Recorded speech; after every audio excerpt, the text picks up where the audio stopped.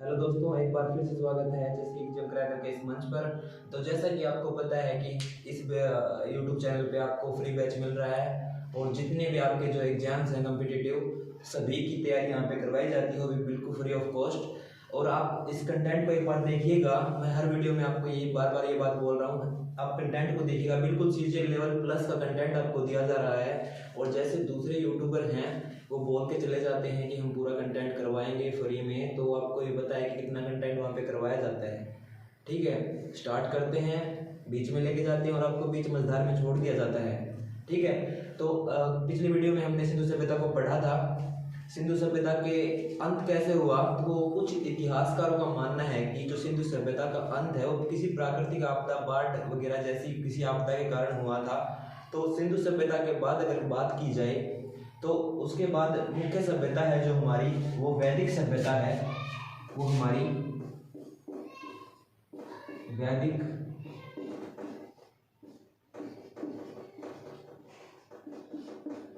वैदिक सभ्यता है। और इसके बारे में आगे बात करें तो वैदिक सभ्यता का काल क्या रहा, तो वैदिक सभ्यता का काल 1500 से 600 ईस्वी पूर्व, ये उसका काल था।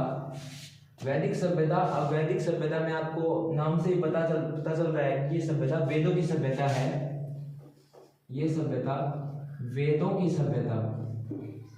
इस सभ्यता का विकास कहाँ से हुआ, वेदों की सभ्यता, वेदों से इसका विकास हुआ।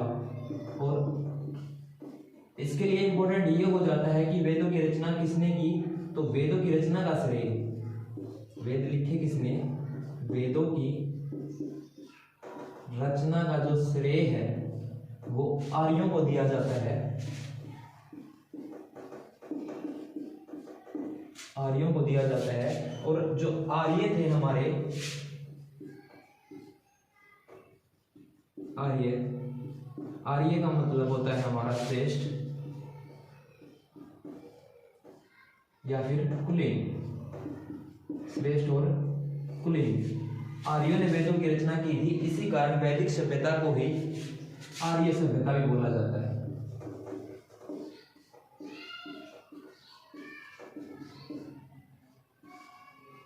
ठीक है, तो इस वीडियो में हम वैदिक सभ्यता का पूरा एक इंट्रो करेंगे। वैदिक सभ्यता 1500 से 600 ईस्वी पूर्व, वैदिक सभ्यता वेदों से जुड़ी हुई है, इस कारण इसको वेदों की सभ्यता, वैदिक सभ्यता बोला जाता है। और वेदों की रचना का श्रेय है जो आर्यों को दिया जाता है। और आर्य तो श्रेष्ठ, कुलीन, आर्य का मतलब है श्रेष्ठ और कुलीन। वैदिक सभ्यता को इसी कारण आर्य सभ्यता भी बोला जाता है। तो जैसा कि आपको पता है कि आर्य हमारे देश में बाहर से आए थे, इसको लेकर लोगों के काफी मतभेद हैं कि वो किस क्षेत्र से आए थे, उसके बारे में हम बात करेंगे। कुछ इतिहासकारों का मानना है वो वहां से आए थे, कुछ का मानना है वो वहां से आए थे। तो उनके बारे में चलकर आगे हम बात करते हैं।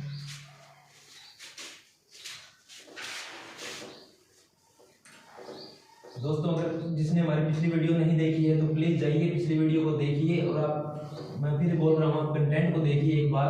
अगर कंटेंट पसंद आए तो प्लीज हमारे चैनल को सब्सक्राइब कीजिए, प्लीज सपोर्ट। हाँ जी, तो बात चल रही थी आर्यों के आगमन की, आर्यों के आगमन की। तो दोस्तों, इस सूची में सबसे पहले हम बात करते हैं कश्मीर और हिमालय क्षेत्रों से, हिमालय क्षेत्रों से। ठीक है, कश्मीर और हिमालय क्षेत्रों से आए आर्य, ये बात बोली डॉक्टर एल डी कल। दोस्तों, कश्मीर हिमालय क्षेत्र से आर्य आए थे, ये बात किसने बोली, डॉक्टर एल डी कल ने। उसके बाद इस सूची में आगे बढ़ते हैं तो ब्रह्मऋषि प्रदेश। तो दोस्तों, ब्रह्मऋषि प्रदेश आर्यों के अनुसार गंगा और यमुना का जो दोआब क्षेत्र है उसको ब्रह्मऋषि प्रदेश बोला जाता है। ये बात किसने कही थी कि वो आर्य ब्रह्म ऋषि प्रदेश से आई थी? तो ये बोला था पंडित गंगानाथ झा ने। इसी कड़ी में आगे बढ़ते हैं तो हम, ये लोग हंगरी से आए थे, हंगरी से। ये बात बोली थी हमारे गाइल्स ने, एक बहुत प्राचीन इतिहासकार रहे हमारे गाइल्स। उसके बाद ये लोग दक्षिणी रूस से आए थे, दक्षिणी रूस से आए थे। ये बात दोस्तों बोली थी हमारे गार्डन चाइल्ड ने, गार्डन चाइल्ड ने। दोस्तों जो यहाँ पे आपको कंटेंट करवाया जा रहा है वो सीजीएल प्लस लेवल का है दोस्तों, तो आप इसको बिल्कुल प्लीज नोट्स बना लीजिए अच्छे अच्छे अपने, इससे बाहर आपको कुछ देखने को नहीं मिलेगा एग्जाम में। उसके बाद ये लोग जर्मनी से आए थे, जर्मनी से आए थे। ये बात बोली हर्ट एंड पेंका ने। ये दो इतिहासकार थे, हर्ट एंड पेंका, इन्होंने बोला था कि ये लोग जर्मनी से आए थे। उसके बाद ये लोग उत्तरी ध्रुव से आए थे। ये किसने बोला? उत्तरी ध्रुव से भारत में आए। ये बात बोली बाल गंगाधर तिलक ने। उसके बाद आगे चल के बात की जाए तो ये लोग तिब्बत से आए थे, तिब्बत से। ये बात बोली स्वामी दयानंद सरस्वती। और दोस्तों ये लोग तिब्बत से आए थे, ये बात बोली स्वामी दयानंद सरस्वती ने। और स्वामी दयानंद सरस्वती ने एक नारा भी दिया था, वेदों की ओर लौटो। उसके बाद ये लोग मध्य एशिया से आए थे, मध्य एशिया से आए थे।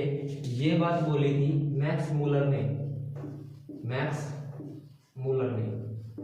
और दोस्तों 2013 में एक बार एसएससी में प्रश्न भी आया था कि आर्यों को एक जनजाति का बोलने वाला इतिहासकार कौन था? तो मैक्स मूलर ने ही, मैक्स मूलर ने ही आर्यों को एक जनजाति का बोला था।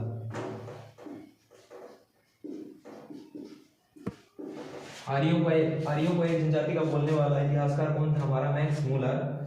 उसके बाद ये लोग सप्त सिंधु से ही आए थे। ये बोली थी हमारी अविनाश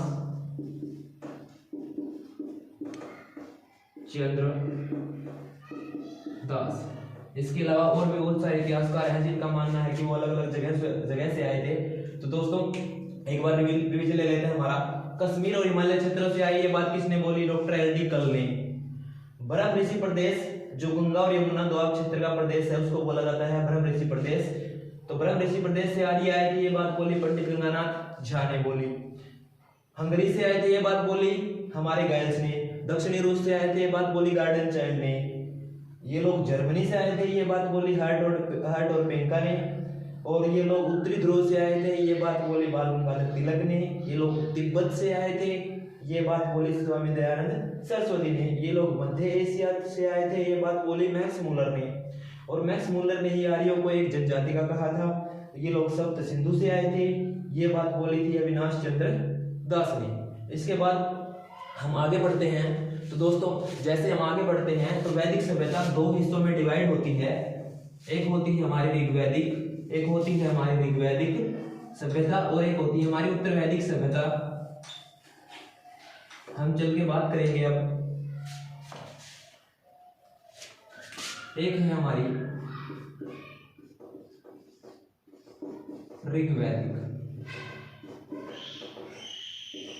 ऋग्वैदिक सभ्यता। तो दोस्तों ऋग्वैदिक सभ्यता का जो काल है वो माना जाता है 1500 से लेके 1000 ईस्वी पूर्व का काल माना जाता है। इसके बाद बात आती है उत्तर वैदिक काल।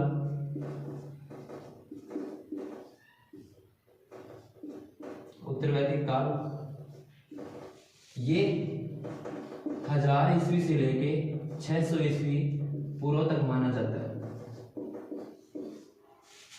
तो ये वैदिक सभ्यता के दो हिस्से हुए, ऋग्वैदिक सभ्यता 1500 से 1000 ईस्वी पूर्व, उत्तर वैदिक सभ्यता 1000 से 600 ईस्वी पूर्व। पहले हम बात करेंगे हमारी ऋग्वैदिक सभ्यता की। तो ऋग्वैदिक सभ्यता में जैसा कि आपको पता है कि वैदिक सभ्यता चारों वेद से मिलकर बनी है, ऋग्वेद, यजुर्वेद, सामवेद और सबसे लास्ट में हमारा अर्थवेद। तो बात करते हैं हम चल के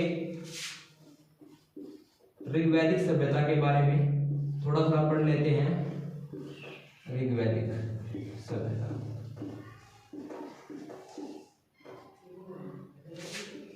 तो दोस्तों आपको बता दिया मैंने, ऋग्वैदिक सभ्यता का जो काल है वो 1500 से 1000 ईस्वी पूर्व है।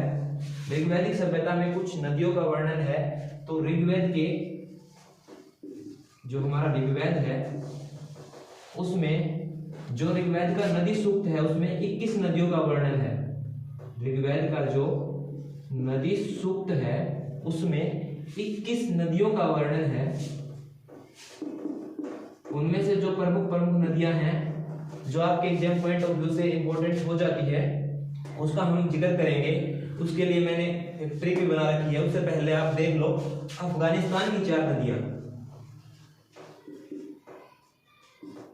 अफगानिस्तान की, दोस्तों ये पेपर में बहुत बार आ चुका है तो आप इसको बिल्कुल स्टार करके लिखिए। अफगानिस्तान की 4 नदियां कौन सी हैं? पहली हमारी कुर्मू नदी, उसके बाद हमारी आती है कुभा नदी, उसके बाद हमारी आती है गोमती, उसके बाद सुवास्तु। तो दोस्तों ये अफगानिस्तान की कुछ नदियां थी। उसके बाद अगर आगे चल के बात की जाए तो हमारी सप्त सिंधु की जो 7 नदियां हैं उनके बारे में पढ़ेंगे। जो 7 नदियां कौन कौन सी थी?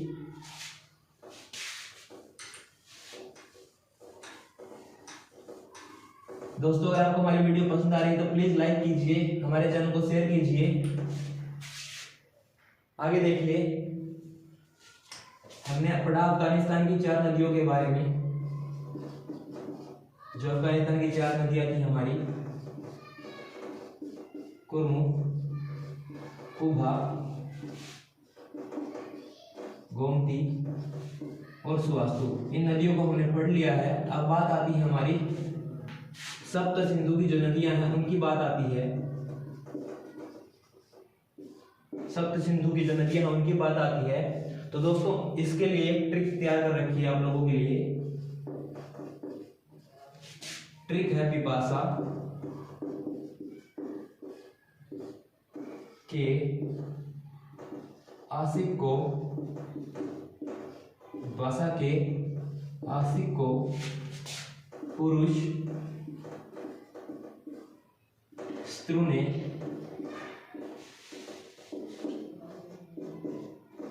विष पिला दिया।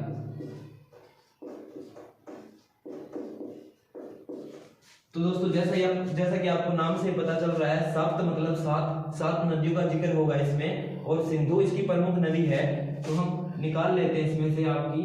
सबसे पहले हम बात कर लेते हैं सप्त सिंधु में से, ये हो गई हमारी सिंधु नदी, ठीक है। उसके बाद बिपाशा, कौन सी नदी हो गई हमारी? बिपाशा नदी, ठीक है। उसके बाद हमारी अस्किनी नदी, आशिक से हमारा बन गया अस्किनी नदी हो गई हमारी। उसके बाद हमारा पुरुष से हो गया हमारा पुरुषनी नदी,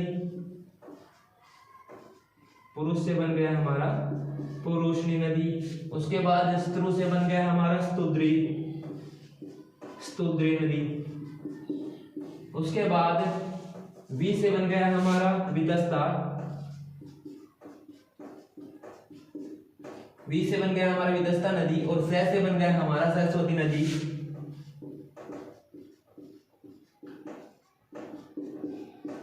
तो दोस्तों इनमें से कुछ नदियां ऐसी भी हैं जिनको आज अन्य नाम से पुकारा जाता है। तो चलिए बात करते हैं सिंधु को। अब भी सिंधु ही नाम से पुकारा जाता है। बिपाशा आज के दिन क्या हो गई आधुनिक समय में हमारी? व्यास नदी। अस्किनी जो नदी है उसका नाम आज चेनाब नदी हो गया है। अस्किनी को हम चेनाब नदी के नाम से जानते हैं। जो हमारी पुरुषनी नदी है वो रावी, उसके बाद स्तुद्री, आज के समय में सतलुज नदी, स्तुद्री हो गई हमारी सतलुज नदी, उसके बाद वितस्ता हो गई हमारी झेलम। जो सरस्वती नदी है उसको आज भी सरस्वती नाम से ही जाना जाता है। इसके अलावा कुछ अन्य नदियां हैं जिसका जिक्र ऋग्वेद में मिलता है, उनकी बात करते हैं हम। तो दोस्तों जो आर्य थे हमारे देश के निवासी नहीं थे, इसका एक प्रमाण ये मिलता है। जो आर्य आज के दिन हमारे गंगा नदी को सबसे पवित्र मानते हैं, तो गंगा नदी का जो ऋग्वेद है उसमें बिल्कुल भी प्रमाण नहीं मिलता। गंगा नदी को सिर्फ एक ही बार, गंगा नदी का वर्णन सिर्फ एक ही बार मिलता है ऋग्वेद में। गंगा नदी का एक ही बार वर्णन मिलता है, ठीक है। गंगा के बाद बात आती है तो हमारी यमुना नदी की। यमुना नदी का जिक्र, जो यमुना नदी का जिक्र है इन्होंने ऋग्वेद में सिर्फ 3 बार किया, 3 बार।